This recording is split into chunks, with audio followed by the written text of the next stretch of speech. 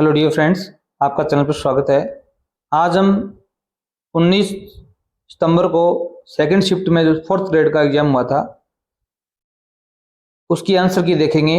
विशेष इसमें English portion call किया जाएगा, जिसमें 15 क्वेश्चन आए हुए थे। देखिए भी 61 नंबर क्वेश्चन दिया गया। इसमें choose the most suitable word to fill in the blank in the flowing sentence. आपको सुटेबल वर्ड चूज करना है। The auditorium has a seating for 700 students. जो ऑडिटोरियम है उसमें 700 विद्यार्थियों की बैठने की क्षमता है। यहाँ पर क्या अभी कैपेसिटी आएगा, सी ऑप्शन आपका राइट होगा, कैपेसिटी। क्वेश्चन नंबर 62 देखो भी, fill in the blanks in the flowing sentence with the most suitable pair of article. आपको जोड़ा भरना है आर्टिकल का। बीइंग एम ए की जो साउंड है एम ए, यहाँ पर क्या अभी वोवल साउंड है तो बीइंग एन एम ए आएगा। यहाँ पर क्या आएगा अभी एन एम ए। ओनली ही could not be appointed to the post of assistant professor. इसमें भी जो साउंड आ रही है वो वोवल साउंड है, तो यहाँ पर भी क्या आएगा अभी एन आएगा। तो आपका डी ऑप्शन इसमें क्या होगा, करेक्ट बैठेगा। क्वेश्चन नंबर 63 देखिए भी, फिल इन द ब्लैंक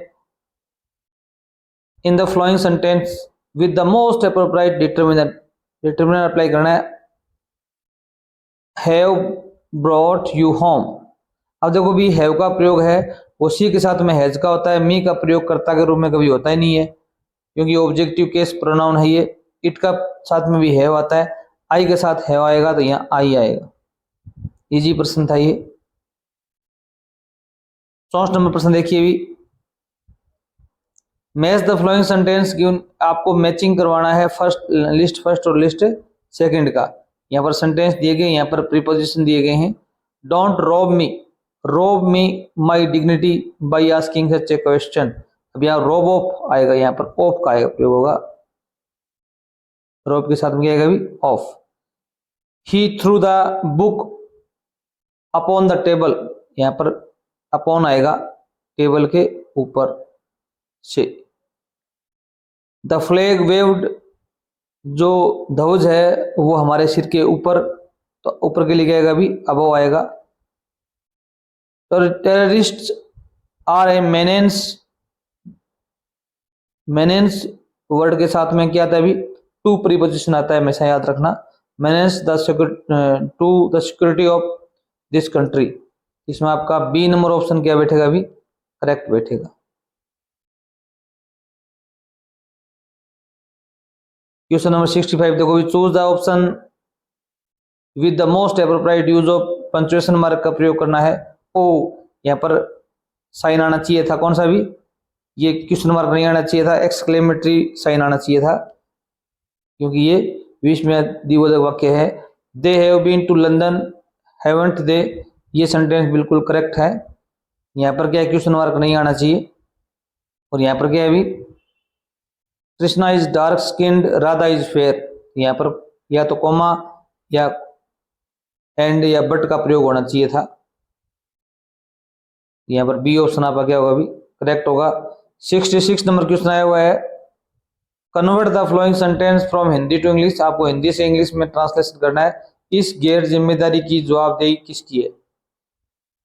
गैर जिम्मेदारी, who is accountable for this mistake. Mistake मान तो गलती होती है, गैर जिम्मेदारी नहीं होती। ट्रबल्स, क्राइम, इररिस्पॉन्सिबिलिटी होती है गैर जिम्मेदारी। Who is answerable for this irresponsibility. इस गैर जिम्मेदारी के लिए जवाबदेही किसकी है, तो यहाँ पर डी ऑप्शन आपका क्या बिल्कुल करेक्ट बैठेगा। क्वेश्चन नंबर 67 देखो भी, इसको आपको convert the flowing sentence from English to Hindi में आपको कन्वर्ट करना है। All my sympathies are with you. Sympathies क्या होता है अभी, सहानुभूति। मेरी पूरी सहानुभूति आपके साथ है। यहाँ सी ऑप्शन आपके लिए बिल्कुल करेक्ट बैठेगा। इसका जो 101 नंबर क्वेश्चन देखो भी, what is the official technical term for something which is officially approved. जो कार्यालयी तौर पर अप्रूव हो या ग्रांटेड हो उसे क्या बोलते हैं अभी, सेक्शन बोलते हैं। कि कोई भी पोस्ट है वो सेक्शन हो गई। यहाँ पर स्वीकृत कहा जाएगा उसे। ए नंबर ऑप्शन राइट होगा। हम हमारे चैनल पर सभी जो 4th ग्रेड के पेपर हुए थे उसके इंग्लिश पोर्शन को हल उपलब्ध करवाएंगे, तो आप चैनल से जरूर जुड़िए।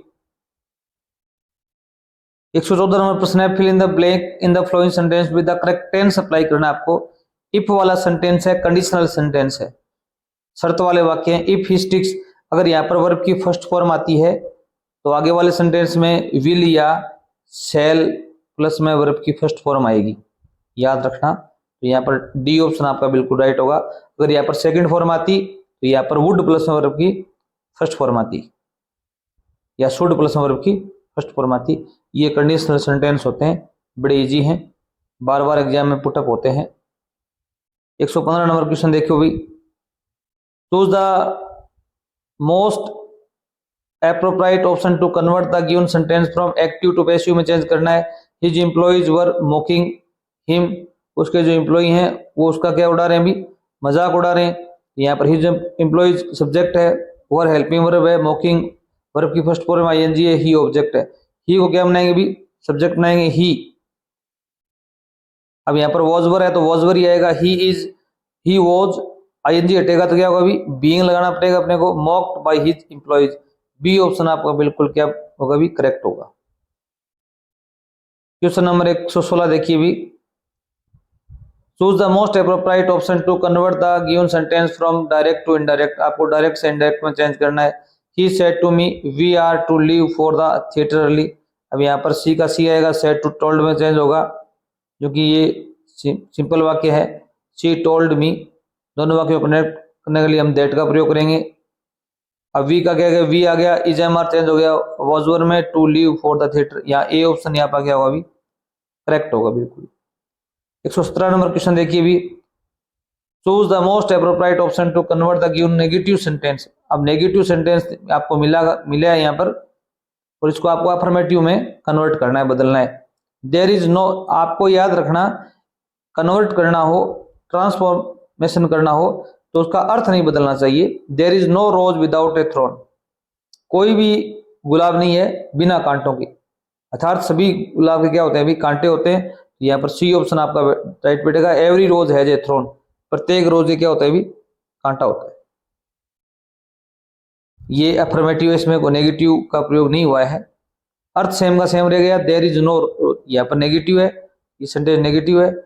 कोई भी बिना कांटों के रोज नहीं है, प्रत्येक रोज के क्या होते हैं, अभी कांटे होते हैं गुलाब के। क्वेश्चन नंबर 118 देखो भी, choose the most appropriate option to convert the given interrogative sentence आपको मिलेगा, उसको असर्टिव में चेंज करना है। क्वेश्चन हमारा क्या है, तो इंटरोगेटिव है, why waste money on designer bags. आप डिजाइनर बैग्स पर मनी है धन क्यों खर्चे करते हो। इसमें आएगा designer bags are an expensive, ये तो नहीं आ सकता। It is foolish to waste money on designer bags, B option आपका बिल्कुल करेक्ट है। ये आपकी मूर्खता है कि आप डिजाइनर बैग पर क्या करते हो, भी पैसे खर्च करते हो।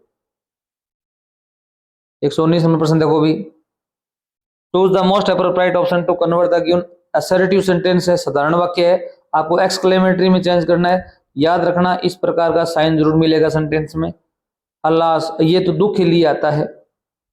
It is contemptible that you are scammer. अब ये कंटेम्प्टेबल क्या मतलब होता है, घृणा योग्य। अल्लाह के लिए क्या होता है, अभी कोई शोरों के लिए आता है। ओ, ये सरप्राइज के लिए आता है। आई विश, ये इच्छा व्यक्त करने के लिए आता है। यहाँ पर डी ऑप्शन आपका राइट होगा। I what scammer you are, बिल्कुल राइट सेंटेंस है। क्वेश्चन नंबर 120 देखो, choose the most appropriate option in order to make the flowing sentence grammatically correct.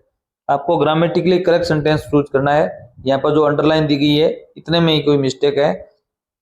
Aristotle was one of the wisest man, one of the wisest man, सभी बुद्धिमान व्यक्तियों में से एक। तो सभी बुद्धिमान के लिए यहाँ पर मैन है, यू सिंगल आया हुआ है, तो आपको यहाँ पर क्या होगा, अभी प्लूरल नाउन का प्रयोग होगा। One of the wisest man इस प्रकार लिखा जाएगा, क्योंकि सभी बुद्धिमान व्यक्तियों में से एक हैं। तो यहाँ पर सभी के लिए क्या है, अभी MEN आएगा। अगर वीडियो अच्छा लगा हो चैनल जरूर सब्सक्राइब करना।